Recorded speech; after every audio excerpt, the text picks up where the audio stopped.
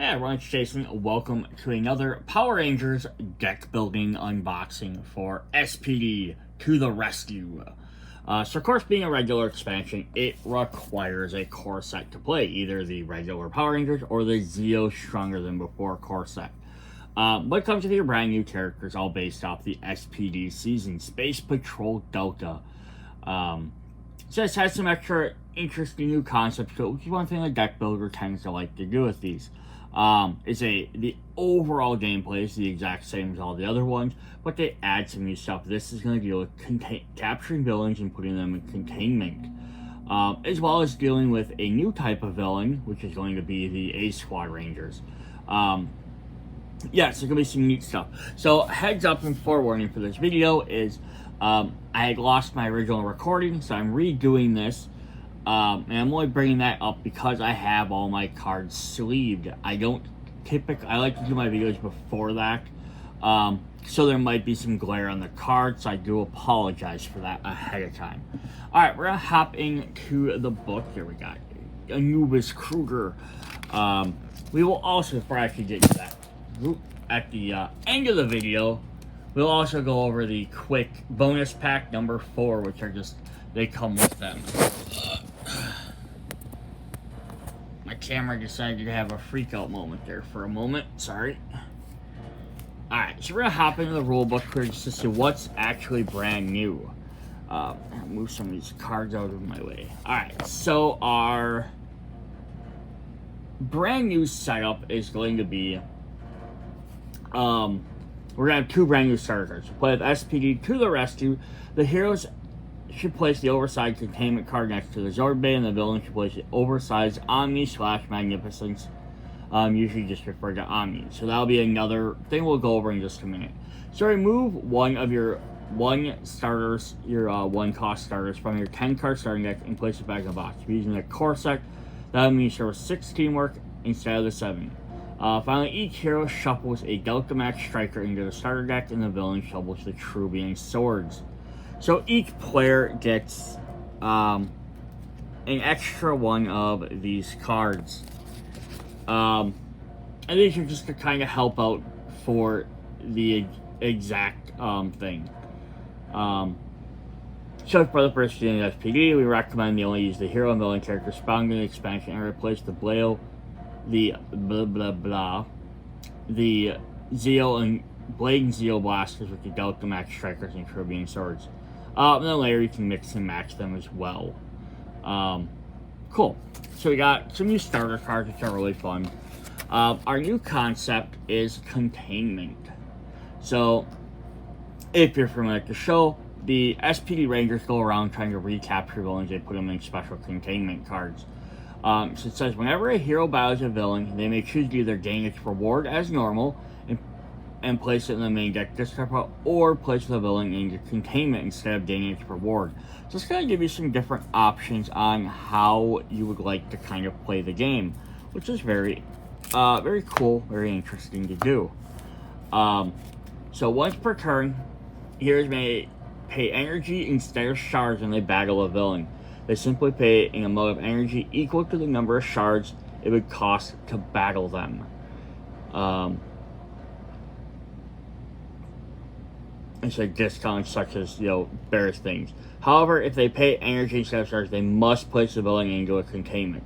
So basically, if you want, you can pay energy to capture them instead of just battling them. But you cannot combine energy and shards to battle this way. So it's one of the villains in containment, the villain player must choose to liberate them. To liberate a villain from the containment, the player must pay the amount equal to twice the shard cost to buy the card they're liberating. Any discounts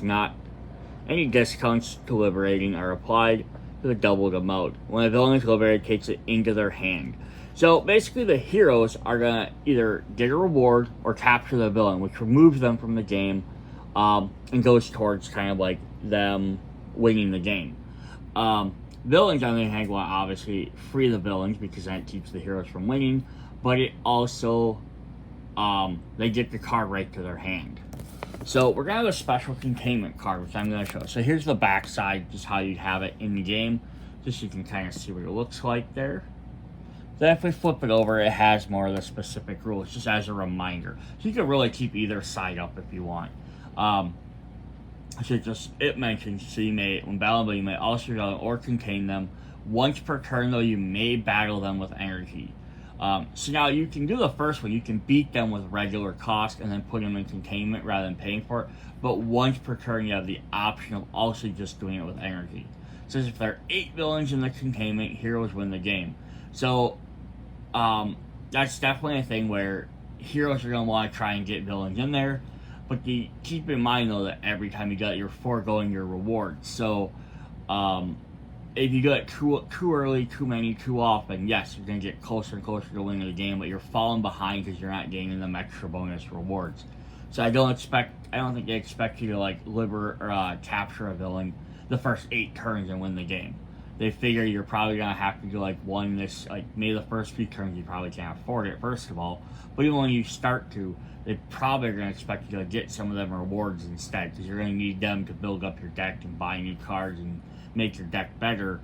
Otherwise, the villain's just gonna be able to stomp over you because they'll be gaining their rewards. So there's that little bit of a difference back and forth there. And then again, villains want to try and get them. What's also nice is although they pay twice as much to free them, they get them right to their hand so they can use that ability right away. And they can put any villain in there if they don't have to go top down necessarily. Alright. So we do have the A Squad Rangers. And this is kind of the villain side of what they want to be doing. Heroes can choose about I keep getting these cards in my way, sorry. Here's the cue about A Squad Rangers when either they're in the grid as normal or after villains have attached them to OMNI. Costs listed in their battle costs represent the first cost to battle them, G's per grid, while the second cost them when they're on OMNI. So they're a special new type of card, but they'll have 2 different costs down there at the bottom. But when you defeat them, they always go to the containment unit. So regardless of how you defeat them, they're always going to the containment unit. The villains will be looking to liberate the A Squad. To liberate the A Squad, pay twice the cost by the card just like any other villain. When it's limited, immediately attach them to OMNI. So OMNI is the big villain side of what they want to be doing. OMNI Magnificence. I mean, OMNI is anything evil. So it says the 4 edges match the colors of the A Squad Rangers, and only A Squad Rangers may be attached to them. Once all 4 slots are filled, OMNI flips to the Magnificence, giving it its powerful effect. The effect is permanent, even if one or more are later removed, it stays flipped over. Each A Squad Ranger has an attachment effect. When they're attached to OMNI, this effect is resolved at the beginning of every turn and when negatively impact heroes in some way. So there's the other thing now. Villains have, heroes are trying to capture them, then villains have to try and spend extra time liberating them. Villains are doing the exact opposite. If they can get the A Squad Rangers, they can put them on OMNI, and then he'll keep having compounding effects. So they're going to then have to stop battling and buy new cards to spend time trying to take those guys back out. They're stackable cards, so some cards stack with others as part of their tech. For example, the Delta base stacks with any Delta runner, so it means you can put them on top of each other and get combined effects. The Delta Max Striker True Being Sword. This has 2 different basic cards, one for the heroes, one for the villains. Keep them separate, each side mainly buy their own cards. Each player starts the game with one of the team's basic cards in their deck. They can purchase more as you go along. And then, of course, it's all mixing up. There's card clarifications, all that stuff. But rather than going through all them little individual things, let's just hop in and look at our cards. So we're going to start with our Rangers, of course. I'm going to move my camera down a bit more. So I did not sleeve the oversized cards yet, but I have sleeved all the rest of them. Alright, so we have our first one. We have Jack Langors. He's our Red Ranger. Says when all 4 slots are filled, attach your Zord to the Zord Bay and flip this card. So he has some maneuvers, equipment, and a hero. At the end of your turn, take no damage from adversaries in the grid. So now what they're all gonna have abilities based off each different ranger has a special unique power, and his was intangibility. So that kind of goes with what his ability there is talking about. He doesn't take damage because he's intangible and things just pass right through him. When we flip him, we are going to get the S.P.D. Red Ranger, who has pay 3 to attack, deal 2 damage for each maneuver attached to your character. So you can do an extra damage for maneuvers. Kind of like strategy. And what we're going to do is we're going to right away, we're just going to look at the cards associated with him. So he's going to get his signature item, which are the Delta Blasters. This says pay 4, attack, deal 3 damage, plus 1 for each maneuver you control. Easily see how that's going to link up right with him and work very well. Work very well with his card. His specific abilities, what I'm trying to say. Alright, then we will look at our Blue Ranger. We have Shiler Skytake. The first time you attack a block during each of your turns, you may destroy 1 card in your discard pile. So Sky here can create like force energy fields around himself, or like a shield like in front of him to protect people. So that's where his blocking mechanic comes from. So this actually helps, like, limit your deck down if you play a lot of blocking, get you better cards. And you'll see he has maneuvers and equipment stuff as well, just like the Red Ranger. Attack, deal 2 damage for each block attached to your character. So he'll get more for each block, versus a specific card type. His signature item is the Delta Patrol Cycle. Negate an attack. He has a block, and it says negate the attack. The attacker gains 1 stun, then discard this card. So you can basically attach a permanent block, or a block not permanent, except to discard it. Definitely neat though. We have our Green Ranger, Bridge Carson. At the start of your turn, pick the top card of the main deck, discard it or leave it. So he has like a psychosomatic touch. You can kind of touch things or feel things around him and kind of get like a kind of precognitive glimpse of the future, or a sense that something's wrong. It's not necessarily like full blown out visions of the future. He's just kind of like, hey, this thing feels off. And it's sort of tweaked. I think, it's just kind of a neat little ability he has. So that's what this is. It's giving him the option to peek at the main deck, discard it, or leave it. So it's not letting him like dig 3 cards into the main deck and see what's coming up, but he kind of gets a glimpse of something is coming up. And then it becomes S.P.D. Green Ranger. He gets reveal the top card of the main deck, attack, deal damage equal to its cost. So this is kind of a neat idea as well. Like, just be able to use that then as an advantage. Since I've just peeked, you can actually use it. He gets the Delta Enforcer. With the top card of your main deck, you may discard it or leave it. Attack, deal damage equal to its crystal value.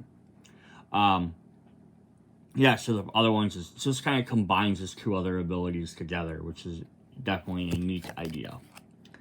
Alright, our next one is Elizabeth Z. Delago, who's our Yellow Ranger. Says, at the end of your turn, you may attach a hero you played this turn. Nice, so you play on, you can automatically attach her. She has 3 hero slots. Her special ability is duplication. She can become multiple versions of herself. I don't know if she's ever become more than 2 versions. I think that's the most I've ever seen her, but I could be wrong on that. It's been a while since I've watched this series. So she's S.P.D. Yellow. Attack, deal damage equal to the total cost of all heroes attached to your character. Definitely powerful, but it also costs a lot more than the other characters to do. And we are missing her signature card. There it is. Alright. Her signature card is the Delta Cruiser. Gain 1 hero from the main deck discard pile and put it into your hand. So that this one works in tandem with her abilities, because it lets her get them cards so you can play them easier. Versus just repeating the effect of what it does. Our last main ranger is Sydney Sid Drew, is our pink ranger. Says when you attach equipment, deal 2 damage. And she has 2 equipment slots. Her special ability is she can touch various metals and change her body into that form. Although, again, I think she only did it for her fists. It might be an ability, like, if she practiced, she could do more of her body, or specific parts of her body. They just never utilized it that way. So she's S.P.D. Pink, number 5. Attack for each equipment attached to your character. Your foe discards 1 card from their hand. That's just mean, like, damage is one thing, but forcing people to discard extra cards is, ugh. At least it's not random, though. So at least they can decide what cards to get rid of. Her signature item is the Fist of Iron. And this goes to her special ability. Deal 1 damage for each card attached to your character. Now this is just straight up attached. So she can deal up to 4 damage. So that's definitely pretty cool. Then finally we have one last ranger. We have the kind of leader of the group, their commander. Which is really fun because all the rest are teenagers and then rangers. His has commander. They started having different ones. So he can attach a non-villain card and then 2 equipment. So he has a lot of options.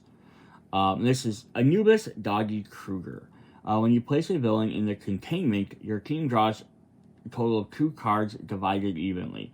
So now all this is really cool way it kind of works right now. And that's actually a very neat effect. For it, it does also limit him to be able to only work very well with the containment. If you put him in any other set where you're not playing the containment set aspect, then also now he loses his ability. So it's neat, but it also kind of is a bummer that way. He becomes the S.P.D. Shadow Ranger, revealing a random villain on the containment card. Attack, deal damage equal to its cost. Again, could be very powerful, but it's also limited by the fact that you have to then play with that containment unit. Now, there's nothing to say that you can't combine sets by using this with like RPM's tokens, or just always use the containment using as an extra thing that your characters can do. The only problem is if you add the containment unit, you almost have to add the OMNI and the A Squad Rangers as like a counteraction to that. You can't almost play just one or the other, because it's not fair that the heroes only have to get 8 guys and they can win, where the bad guys don't have an extra win condition like that. The only thing I would say is if you're going to try and, like, if you want, is you can maybe change your game up and just be like, take away that win condition. If you just want to use the containment unit and not the Omni and the 8 Ranger side, so you don't have to add all them extra cards to your deck, just take away that win condition. I don't know how well it'll work, but it's a possibility. So the Rangers just have the option of either blocking villains off or making them spend more, because they can always get them, they just have to spend more. So it could be a possibility. I haven't had a chance to try that. Then his signature item is the Shadow Saber. Place up to a 6 cost worth of villains in the grid into the containment. Now I think this is almost abusive, because if there's enough 2 cost guys out, I guess even like, because you only have to get 8 guys out, right? So it'd be 2, 4, 6. So you get 3 guys if they had two of the 2 cost guys out. Which is, a decent amount that could definitely hurt.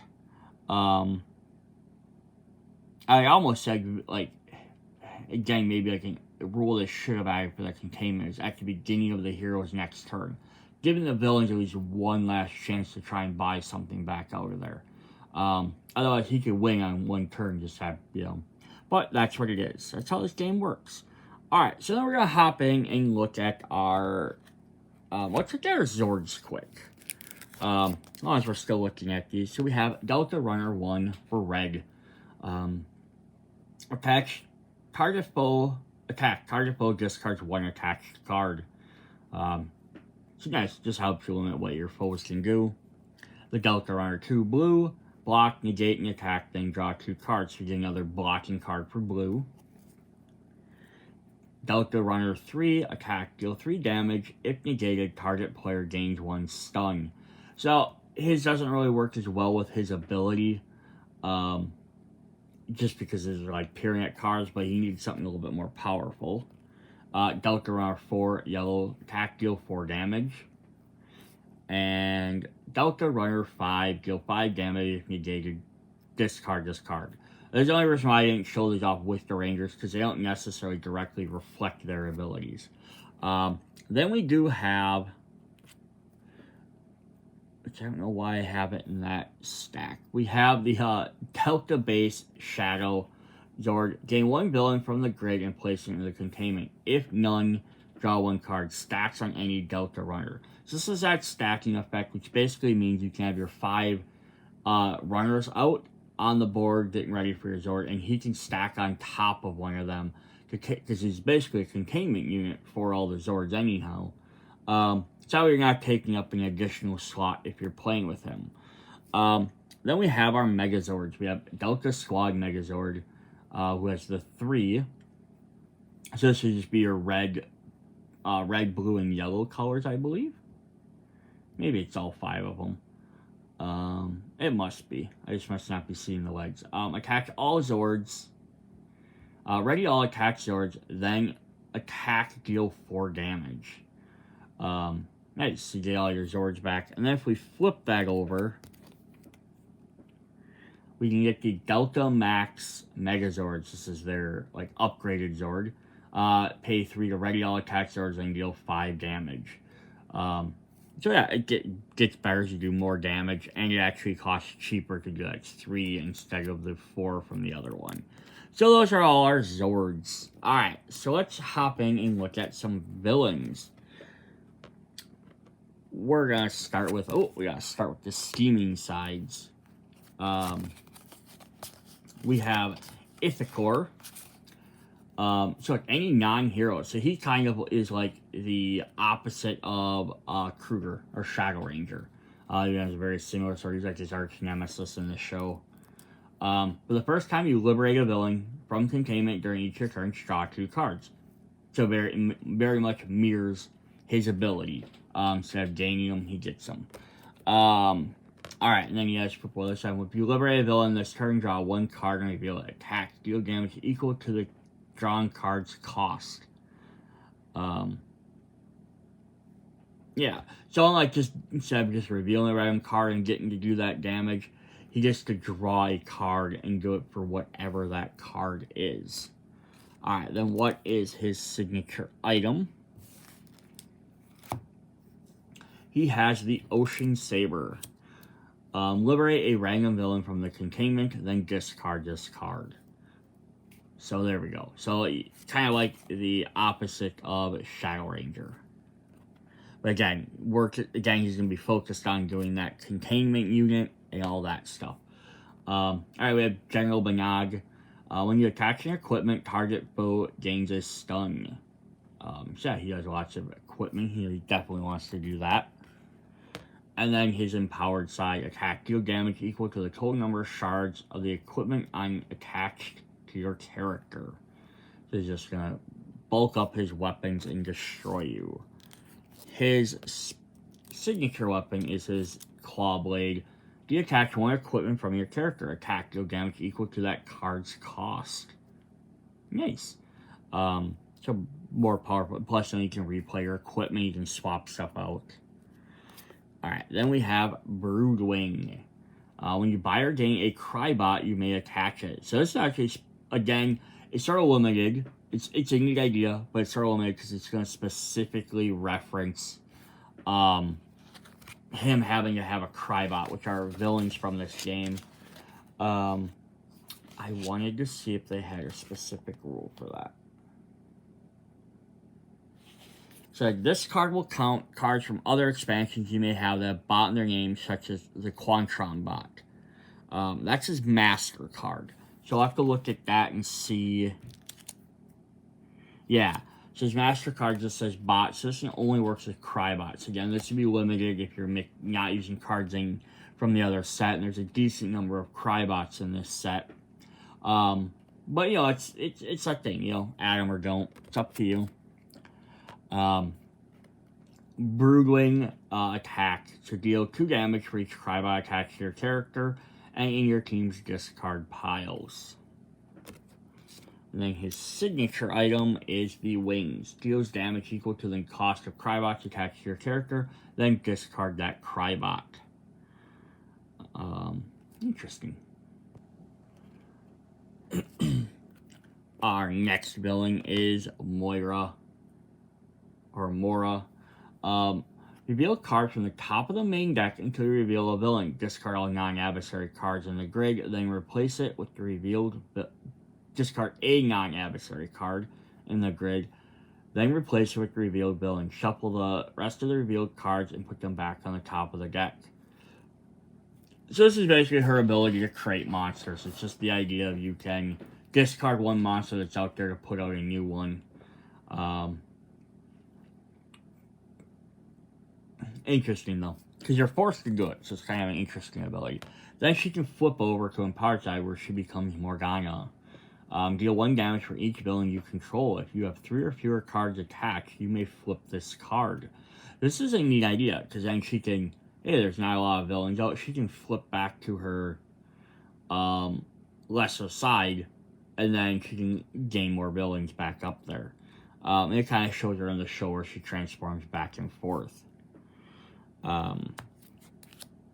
Her special ability is she gets her battle suit. It kind of makes her ranger-ish. Block, negating attack, and put this card into your hand. That's very powerful. Just be able to block and then do it again. And then our last villain is Emperor Grumm. You may pay 2 less to liberate villains from containments. Again, one that's focused on this set. And I flip them over. We have attack, deal 3 damage. If you liberate a villain this turn, this attack cannot be negated. So just 3 attacks, not bad, but it's back if you're not playing with the liberating mechanic. But again, what is neat though is none of these cards so far has specified the Omni Magnificence. Like I said before, you could find a way to just play the containment side, and be kind of a battle back and forth between heroes trying to keep villains off the table and villains putting them back on. But you might want to, again, eliminate that wing of eight villains, just so that way the villains aren't forced to only have to do that. And then his signature weapon is Grumm's Staff. When you liberate a villain this turn, attack, deal damage equal to its printed cost. Nice. Then we have our Masters, which are like the Zords for villains. We have, if the course is ongoing, you may pay 2 less to battle or liberate cards. Nice, so either one. For General Banog. Ongoing, when a full battle is a villain in the grid, attack, deal damage equal to its cost. Broodwing has ongoing when you attack a card with bot in its name, deal 2 damage. Now again, this could maybe be a rule change you could do with him. All his other cards mention Crybot specifically. If you want to make him more playable in other sets, just replace Crybots with any bot card. Again, that would be a house rule you'd have to do. And I don't know how abusive it would be because there could be a lot more bot cards. But it could just be a thing if you just want to take him and play him in one other set by not mixing and matching cards or stacking the deck that way. That could definitely make him more manageable in other decks. We have Morgana. When you buy or gain a villain, you may place it on top of your or your teammate's deck. And then finally, Emperor Grumm. Ongoing, when you buy or liberate an A Squad Ranger, heal 2 damage or 2. So this is the first time they do mention specifically A Squad Rangers. So again, he wouldn't be as good if you weren't playing with the A Squad Rangers. This card actually, not saying it would, his card would be basically useless, to be honest. Alright, so up next we're going to look at our starter cards quick. We have basic cards. We have 1, 2, 3, 4, 5. We have 6 copies of these. The Delta Max Strikers. You pay 1 less to battle your next villain this turn. So basically just making your villains a little bit easier to take out. And then we have the 6 copies of the Trubian Sword. It's just because if you're playing with up to 6 players, You each one can have their own card. And pay one less to liberate your next villain this turn. So now this one's actually not as good, just because it's liberating. So again, it's going to go towards the containment unit. Versus battling could be for anything. But that's what we get, right? That's what your different options are. Alright, so I'm going to go ahead and start looking at the rest of the main deck cards. The first ones I'm going to look at are the A-Rangers. Just because they're a little bit different and unique. So again, we have the A-Squad Red Rangers. Now, all 5 of them are going to cost 4 each. They're going to have the same cost at the bottom. 5 if in grade, 7 for if attached. And then anytime they are defeated, they're placed right into the containment regardless. So then he has attachment. At the start of your turn, attack deal 2 damage. So while he's attached, every time they're going to do it. He also says stacks with other A-Squad Rangers, because there's 5, and the Omni only has 4 spots. So that means that way you can have more than one stacked on top of each other. I don't like this. I don't mind the artwork on it per se. I just don't like the fact that the other ones all have these like white backgrounds. And then this one doesn't. I wish I would have stuck with the same for all of them. But we have the A-Squad Blue Ranger. Attachment. At the start of your turn, target player does not have a stun in their discard pile. Gains 1 stun. A-Squad Green Ranger. Attachment. At the start of your turn, target foe with +3 attached cards discards 1 attached cards. The A-Squad Yellow Ranger. Attachment at the start of your turn, target both 5+ cards in hand discards 1 card.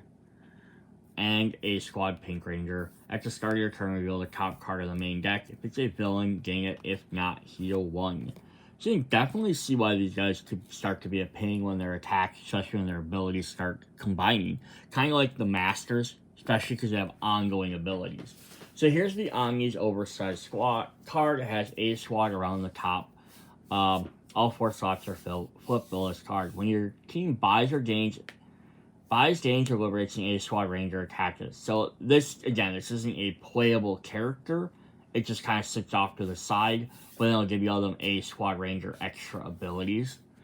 And then when it flips over, it becomes the Magnificence, which says deal 4 damage for each A-Squad Ranger attaches. Now again, heroes can keep buying these to pull them off. So this kind of works almost counterintuitive again to that containment unit. Because they keep putting them on. So if you're just playing like the containment units, basically the villains have to spend extra resources to try and rebuy them villains. So they have access to them. Otherwise, the heroes could keep constantly, the Rangers could keep denying cards from the villain characters. This almost works the other way, because now if you get any A-Squad on here, because there's a constant ongoing effect, it's more of an immediate concern. The Rangers have to stop trying to deal with the other stuff and deal with this. They need to try and get them guys off, pull them off to deal with them. Otherwise, they're going to just keep getting hammered by ongoing effects more and more and more, and plus they'll have this ability. So they kind of work in tandem that way, because it forces the other player to start having to do it. But again, because it's 100% reliant upon an A-Squad, that means if you haven't found any A-Squads, this is completely useless. And then once they're in the, even if they're contained, the villain then also has to spend extra to rebuy them. But then they have to debate, like, do I buy them, or do it goes on this card which does that one effect continuously, or do I get another card that I could use turn after turn after turn that might make my deck better. So it kind of makes the villain have a little bit harder options to do as well. Alright, we're going to jump into the actual main deck cards then. The rest of them, we have our heroes first. We're going to start with Cat Manx. She says block, negate an attack, draw 1 card, and then discard this card. S.P.D. Pink Ranger. Gain 1 equipment from the grid. You may attach it to an empty matching slot on your character. You can definitely always see usually the Ranger cards mirror their oversized cards. S.P.D. Green Ranger. Attach at the start of your turn. Name a card type, then reveal the top card of your deck. If you guessed right, draw it. And I'm not reading the bottom ones there, but S.P.D. yellow, attack, deals 3 damage. Very simple. S.P.D. Blue Ranger, block, negate an attack, and discard this card. If the attack was from a villain card, place it into containment. The S.P.D. Red Ranger, deal 1 damage for each different card type in the grid. So that's a very interesting one, because that could be very weak or very powerful depending on what happens. And then the final hero is the S.P.D. Shadow Ranger. Attachment, you pay 2 less to battle villains. So it's only the 1 card that mentions the containment grid, and it's kind of minor. So that's not bad. Then we have 2 copies for the villains of 2 white Crybots. Now you're going to see why Broodwing has a little bit of an advantage in this set with that. Destroy 1 card in target discard pile. We have 2 blue-headed Crybots. Block, negate an attack, you can draw 1 card and discard this card.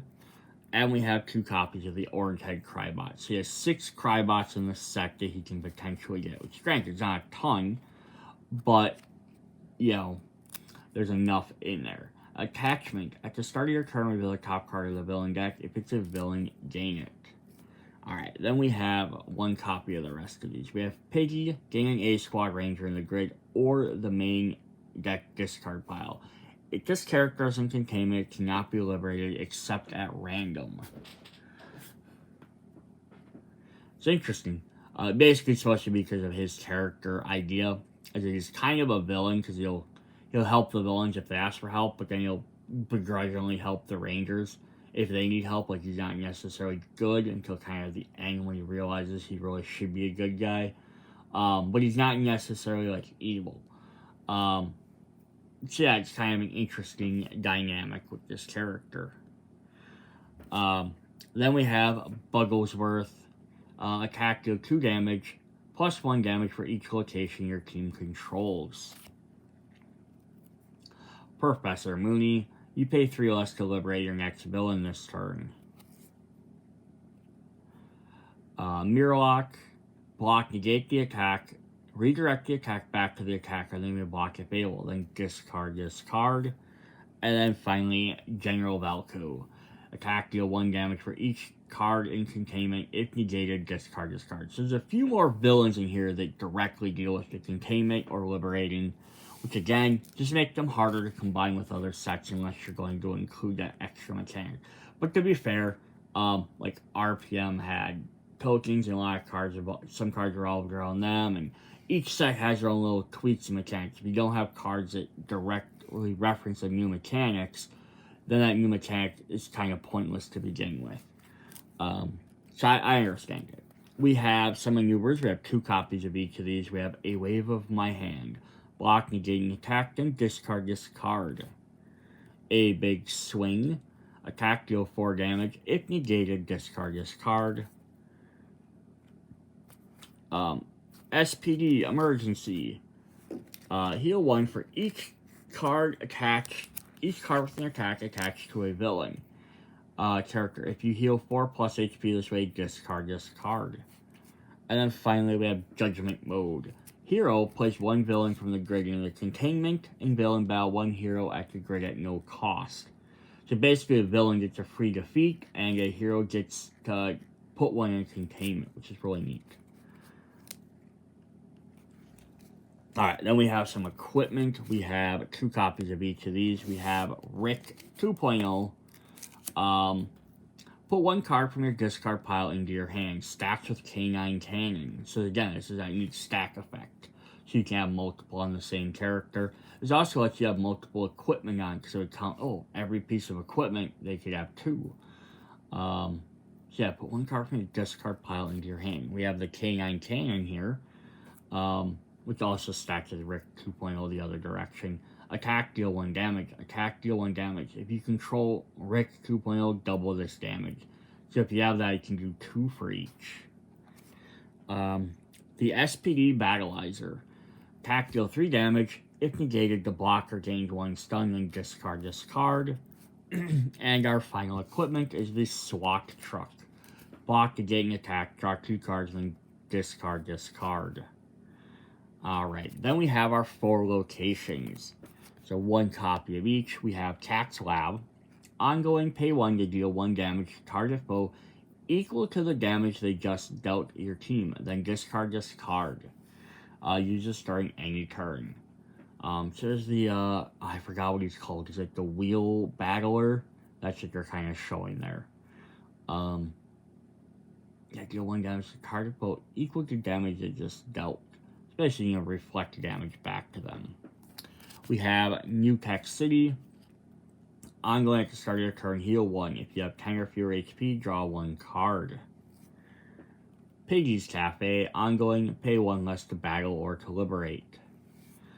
And then finally, we have Terror Spacecraft. Ongoing at the start of your turn, you gain +1 crystal for each A Squad Ranger you control or have contained.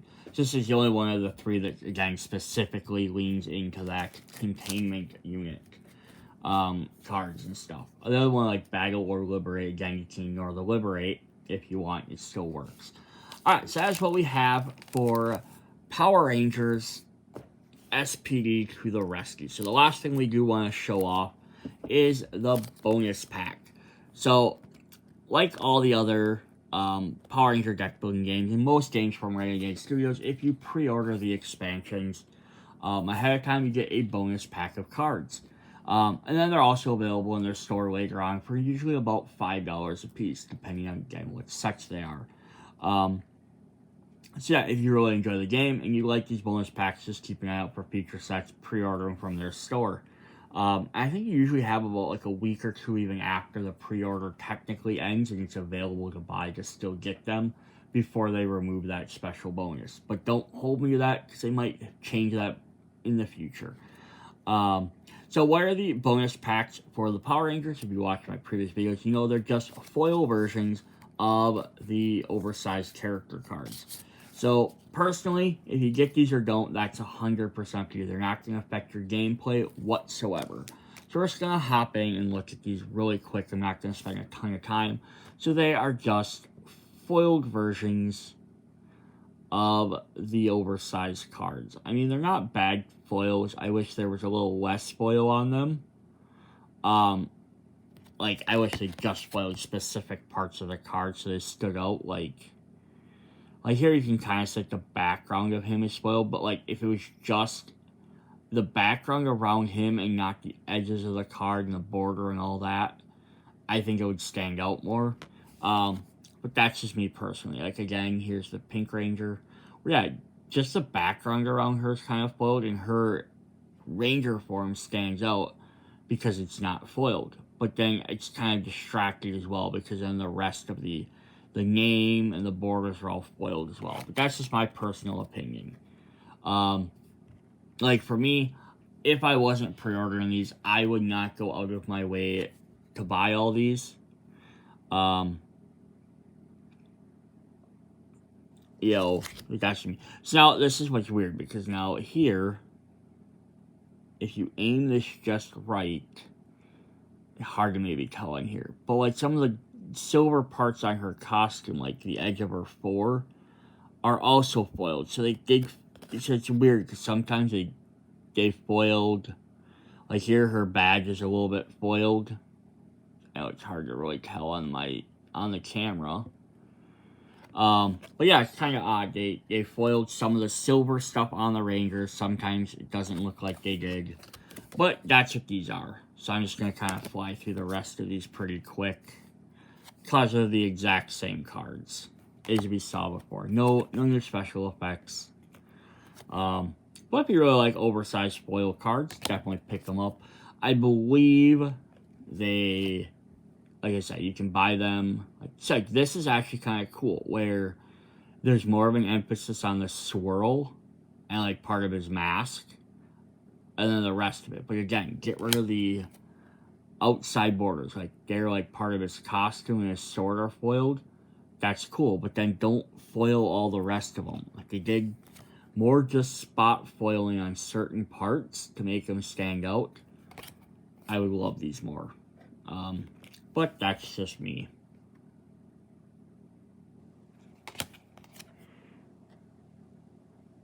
Maybe it's because the villains have more shiny bits on them, like her like waves are foiled, and like the little purple in her costume. But she's not.